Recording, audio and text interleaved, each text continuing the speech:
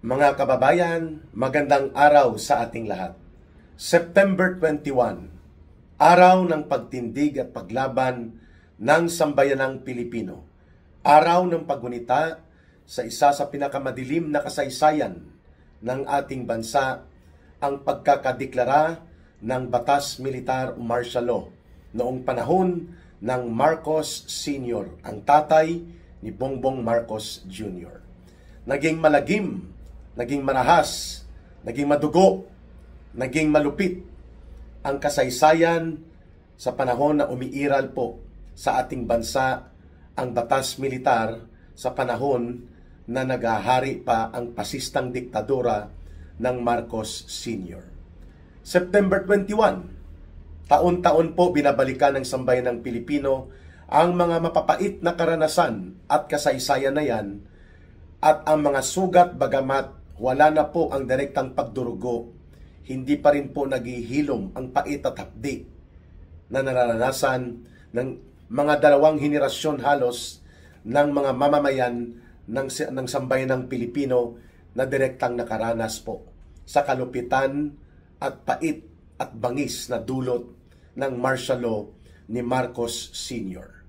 September 21, ito naman po ngayon sa araw na ito ay naninindigan at dumadaluyong ang galit ng mamamayang Pilipino again sa another Marcos, this time Marcos Jr.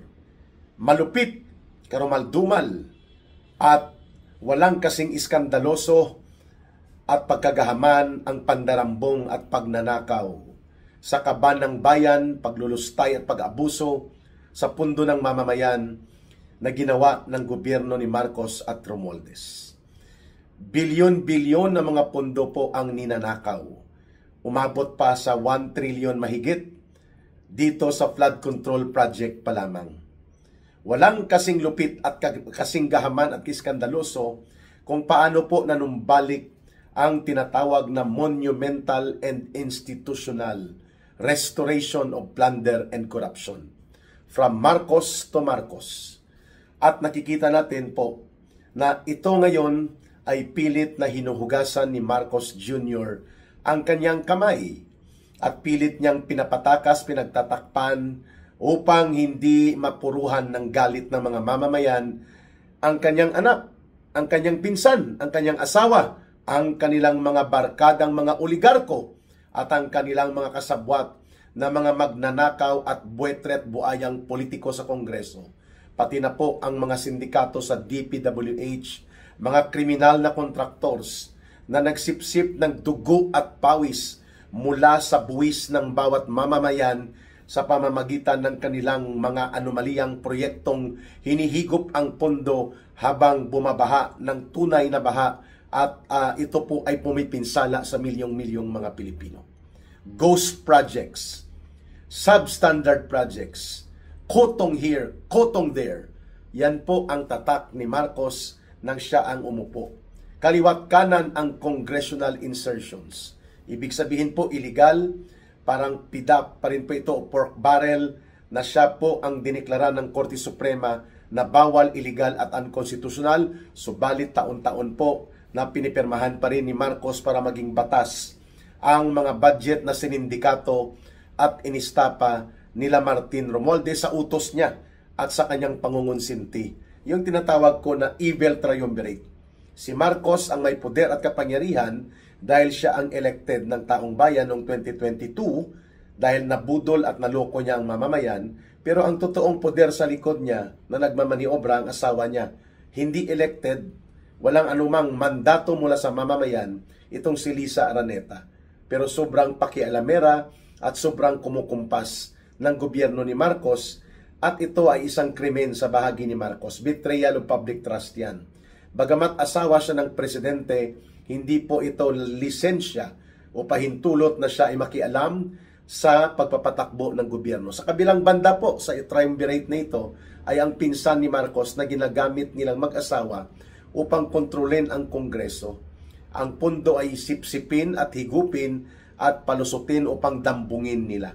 Siyempre, nakikinabang din po ang pinsan niya, si Saldico, na mga barkada niya, ang mga oligarkong barkada nila Marcos din, at pati na ang mga magnanakaw na mga politikong kongresista.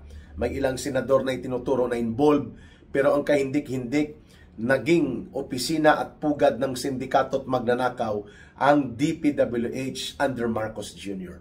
At naging laganap ang mga kriminal na contractors na sobra pa sa mga Dracula kung sumipsip at humigop ng dugo ng pawis ng pinaghirapan ng mga mamamayang Pilipino. Nang ito lahat ay sumambulat dahil tuloy-tuloy ang mga pagbaha, tuloy-tuloy po ang pagbuhos ng kalangitan ng mga ulan na hindi napigilan, lumutang ang katotohanan. Pagnanakaw at pandarambong ang lahat ng ginawa nila halos sa mga flood control projects na ito. Subalit wag nating kalimutan na ang sinisingil po natin sa pananagutang kriminal ni Marcos at ni Romualdez, hindi lamang po ang flood control projects na mga 1.4 trillion pesos ang kanilang nilustay, dinambong, dinurubo at kinulimbat. Wag nating kalimutan, kasabwat din po si Lisa, si Marcos Jr. at si Romualdez, itong evil triumvirate na ito, kung bakit hindi na natin nakikita ngayon ang 500 billion pesos sa Maharlika Diskarte Fund. Walang balita, walang ulat, walang report, hindi na sinisilip, hindi na ina-update. 50 billion pesos niyan galing sa Land Bank para sa sana puntuhan at tustusan ang mga programang pangkabuhayan sa mga magsasaka, magbubukid, mga manggagawang bukid at sa sektor ng agrikultura. At 75 billion ang galing po sa Development Bank of the Philippines para sana po yan sa mga microfinance support para sa ating mga maliliit na sektor ng lipunan. At ang total po ng pondo na yan sa buong Maharlika Diskarte Fund, 500 billion pesos. Walang report, walang transparent update, at ang pasimuno niyan si Marcos at si Romualdez at pati ang kanyang asawa na si Lisa. Pundo po yan ng mamamayan, kalahating trilyon. Wala ring balita at walang ulat tungkol sa 129 billion pesos na 25 tons, 25 toneladas na equivalent to 25 kilograms na gold reserve ng Pilipinas. 129 billion pesos po ito. At hindi rin po ito naiulat, walang balita, walang update. 117 billion pesos sa Philippine Deposit Insurance, kinuha din nila Ralph Recto at Marcos, kagaya ng ginawa nila sa PhilHealth, ngunit ang PhilHealth diskarte ni Marcos para kumalma ang mamamayan sa pag-alsa laban sa kanyang bulok at kontra mamamayan na gobyerno at kurakot at pandarambong. Ibabalik na daw ni Marcos Jr. ang 60 billion pesos daw sa PhilHealth dahil ini-expect ni Marcos dito at ng kanyang gobyerno ay mabablock eye na naman po siya sa Supreme Court. Baka madeklara nga itong illegal at unconstitutional ang pagkuha, ang pagkubra nila ng 60 billion pesos mula sa reserve fund ng PhilHealth. Pagnanakaw pa rin po ang equivalent kung idideklara itong technical malversation, illegal at unconstitutional.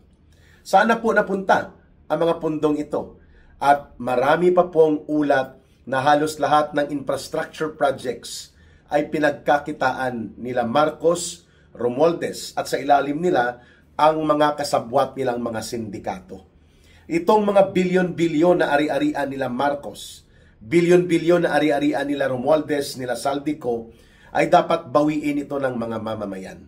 Hahatulan sila dapat ng katarungan sa batas at mismo sa hustisya ng ating mga mamamayan, at sila dapat ay managot, maparusahan, mapakulong at mabawi ang dinambong na kayamanan na ito.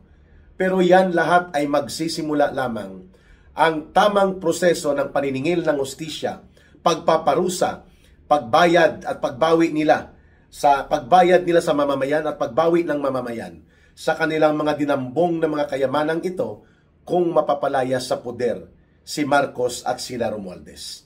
Sapagkat mawawala ang lahat ng mga impluwensya, kontrol nila sa Kongreso at sa iba pang ahensya ng gobyerno at pati na rin po sa ating Armed Forces of the Philippines at Philippine National Police. Hindi na nila magagamit ito para supilin at kitilin ang malayang pagpapahayag ng sambayanang Pilipino. Kaya ako po ay nagpapahayag ng ganitong panawagan dahil nakikita ko po endgame na po ang papupuntahan, mga kababayan, ni Marcos. Itong kagaya po ni Manong Chavit Singson na strong ally niya, strong supporter, strong financier ng Marcos administration, tumulong ng todo, ay siya na mismo ang nananawagan that Marcos does not have the right anymore na magpapatuloy bilang presidente. Hindi na halos umaandar ng tama ang gobyernong ito at puro na lamang palusot, puro na lamang gimmick, pangbubudol at mga pagsisinungaling. Kung si Governor Chavit Singson pa ang mag-describe nito. There is no more solid north and there is no more unit team na magpapakita na mayroon pang political direction na matino at mayroon pang matuwid na pang gobyerno sa ilalim ni Marcos. And people like this, Governor Chavit Singson, and pati na po, ang traditionally ay hindi naman sumasama yan sa mga protesta like itong si Attorney Rowena Guanzon from the COMELEC dati. Nagsasabi siya na nakikita na niya na ang lahat ng indicators with the current updates and development of situation, umaalsa ang taong bayan. Pilit itong pinapakalma ni Marcos sapagkat ang nais na lamang ni Marcos Jr. ay magkaroon ng survival mode. Survival mode in the sense na dati gusto pa niyang manatili sa poder lagpas pa sa 2028. At si Martin Romualdez ang kanyang kasunod o ang kanyang anak ang susunod din. Monopolyo sa poder at kapangyarihan. Kaya nila gustong palayasin sa poder at ipa-impeach, ipa-convict sa impeachment court si Sara Duterte so that she will no longer be able to run or be part of any government position kung natuloy ang kanilang sindikato na project na impeachment against kay Sara Duterte kung nag-cooperate ang Supreme Court at ang Senado. Hindi. Ganon din po kung bakit pinadukot si Pangulong Duterte. Ni Marcos mismo at nila Romualdez at kasabwat pa itong bugos na International Criminal Court na wala ng anumang karapatan para makialam sa ating pangloob na usapin. Subalit, ang kidnapping na nangyari kay Pangulong Duterte at ang hindi natuloy na pagpapalayas sa poder bilang pangalawang Pangulo kay Vice President Sara Duterte gamit ang impeachment mechanism, lahat ng ito po ay naglaho na parang bula. Wala na po itong malaking epekto pa sa bintahe ni Marcos at Romualdez na manatili pa sa poder. In fact, survival mode na po sila ngayon. Yan ang dahilan kung bakit itutuloy po ngayon ng sambayan ng Pilipino ang mapayapa ngunit may buong paninindigang panawagan, Marcos, Romualdez, resign, palayasin, singilin, pagbayarin, papanagutin at hatulan ng hustisya at katarungan para sa mamamayang Pilipino. Mapayapa po tayo, iba't ibang lugar, iba't ibang grupo po ang kumikilos. What is important, ang mamamayang Pilipino po ay nagkukundina at hindi po natin hinahayaang tumahimik, magsawalang kibo, mag-alangan, matakot na manindigan at tumuligsa sa pananumbalik ng malawakang korupsyon sa ilalim ng gobyernong Marcos at Romualdez. We are gaining hand up at umaambante po ang paggalaw at pagsulong ng mga unti-unti ngunit ubod kay halaga, pakunti-kunti na mga sulong ng interes ng taong bayan sa pamamagitan ng iba't ibang kilusang protesta.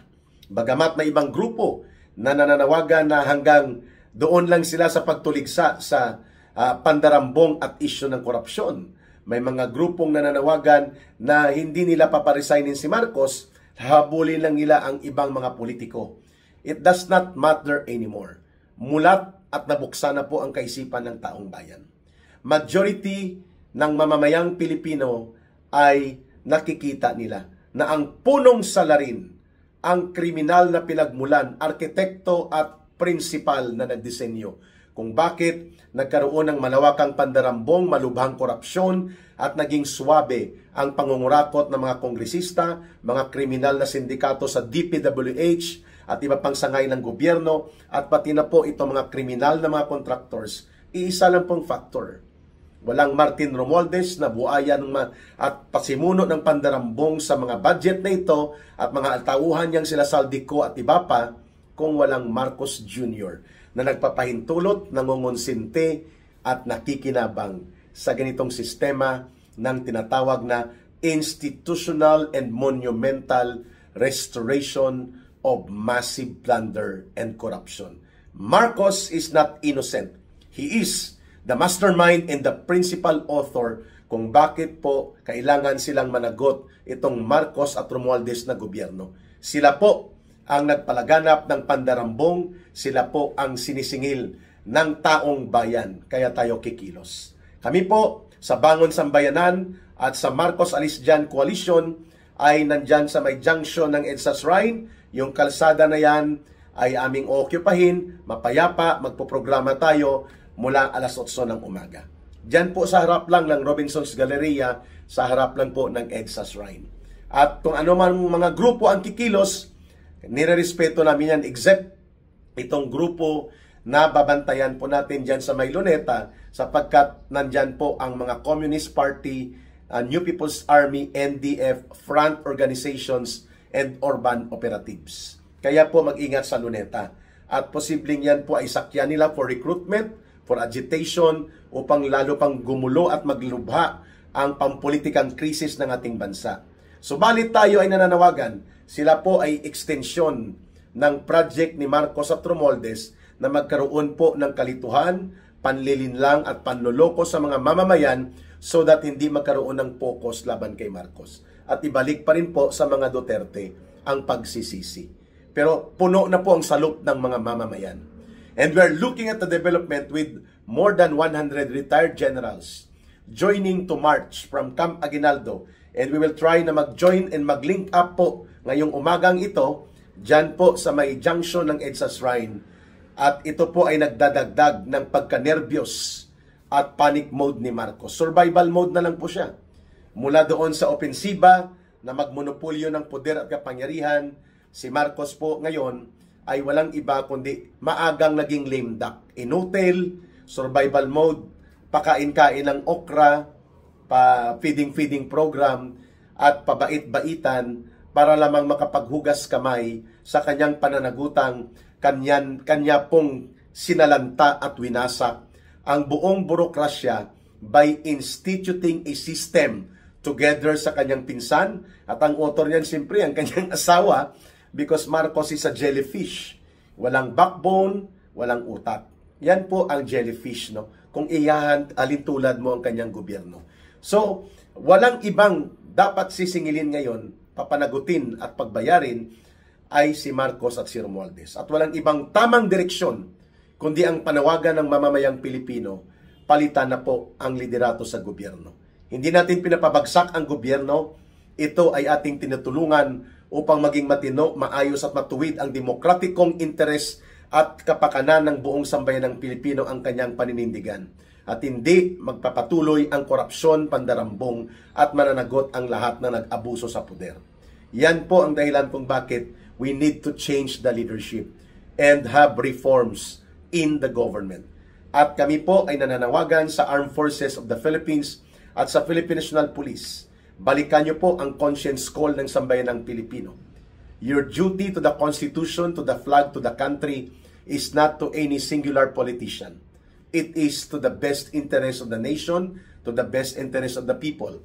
And when the President as Commander-in-Chief fails to deliver on what is correct, what is competent, what is moral, and what is legal para po umayos ang Republika ng Pilipinas, ang kanyang paghawak ng poder at kapangyarihan baliktad ang nagaganap, at ang kanyang direksyon ay papunta sa pagkalugmok at pagkabulok ng buong gobyerno, you have the moral duty and the conscience call to stand with the people. You have the option na ito'y mapadali, mapabilis, at mapasimplify ang proseso ng political power transition. Sundin natin ang saligang batas. You can withdraw your recognition of the authority of the Commander-in-Chief at sasabihan siya na technically hindi na siya makakapag-command sa AFP at PNP sapagkat ang kinikilala na ninyo ay ang constitutional successor na nakasaad sa konstitusyon. Yun po ang sundin natin at ang nakalagay doon, the Vice President shall take into the office of the President kapag nag-fail at naging hindi na po para sa interes ng bansang Pilipinas at ng sambayan ng Pilipino at mga iligal nang nangyayari sa pamumuno ng isang Pangulo. Yan po ay hindi dahil si Sara Duterte ang papalit. Because yan po ang ating constitutional line of succession, and the authority and power of government will come from the rule of law and from the support of the people. At yan po ang kikilalanin ng Armed Forces of the Philippines and the Philippine National Police. Maraming salamat mga kababayan. Mahalin natin ang bansang Pilipinas. Walang ibang magmamahal nito kundi tayo ring mga Pilipino. At sa muli, sa gustong tumulong, nagtatanong kay Ka Eric, you can contact the line 0916-308-7710. Si Rohilda Celis po yan sa mga abroad, plus 63. Yan po equivalent ng country code, plus 63. Then 916-308-7710. Muli, para sa Diyos at sa Pilipinas nating mahal, mabuhay ang sambayanang Pilipino. May God bless everyone, and Allah will be with those who are Muslim brothers and sisters. Bye for now. Mabuhay muli ang pagkakaisa at pagtindig ng matatapang na mamamayang Pilipino. September 21, araw ng pagtindig, araw ng paglaban ng sambayanang Pilipino. Maraming salamat.